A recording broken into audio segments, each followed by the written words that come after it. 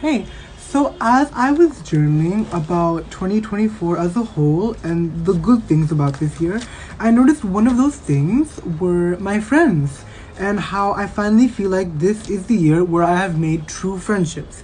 But why is that? How come it didn't feel like that? Because after all, we have made friends for our entire life. So how come that feeling of a true friendship is only now and not before? Well, for one thing, I have moved around a lot as a child, so I never really was in a place for too long to be able to become close to someone. That's one thing. But at the same time is very subjective. You can know someone your entire life and still not be friends. I mean, I see the people I know in my school who have been there the entire lives, and it's very confusing.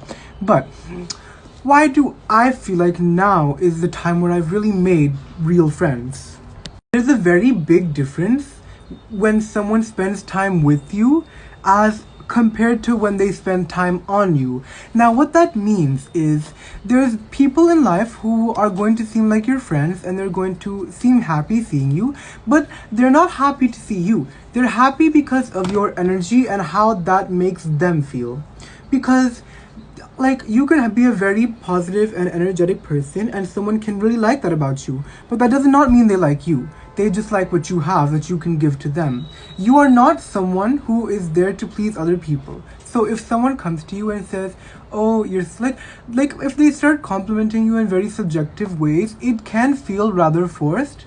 But I think a main thing to note is how they feel when they come to you and if they are really putting their energy with you as well.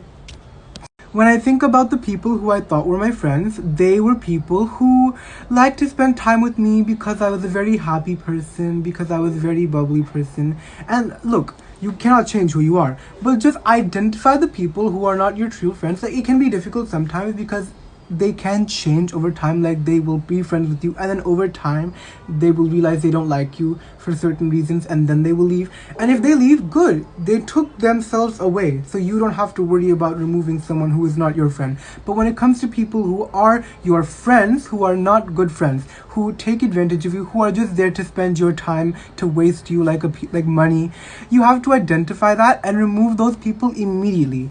And the thing is, if you don't remove those people immediately, you are going to start building a tolerance for those kind of people, and it's going to be even harder for you to be able to identify and remove those kind of people in the future. You will always find people in different bodies, the same person, different body. If you want to protect yourself and you want to protect your energy, you have to make yourself exclusive. You have to value yourself. Everyone does not deserve you. Everyone should not have access to you. So you have to understand that and make sure you are giving your time to people who are going to give their time to you as well. Like I said, people who are going to spend time with you rather than spending time on you. And I'm just happy now because like I know I'm like talking all this serious, but like I'm really happy because I feel like I don't feel like I have found people who actually value me and we can talk to each other and they are honest with me.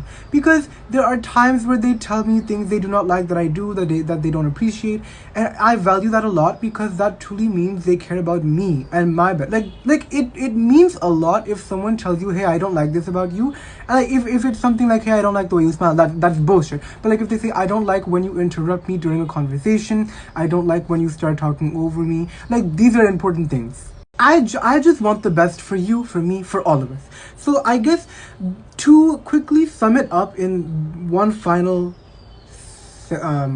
paragraph, everyone should not have access to you. Be mindful of the people you surround yourself with, and make sure you remove those people who do not value you or who you do not value immediately.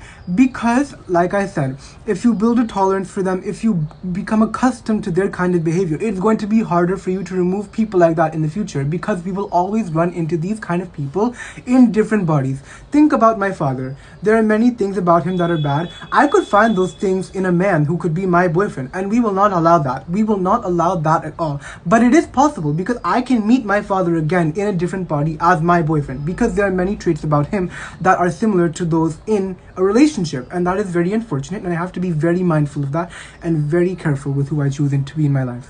One last thing before I go. You don't owe an explanation.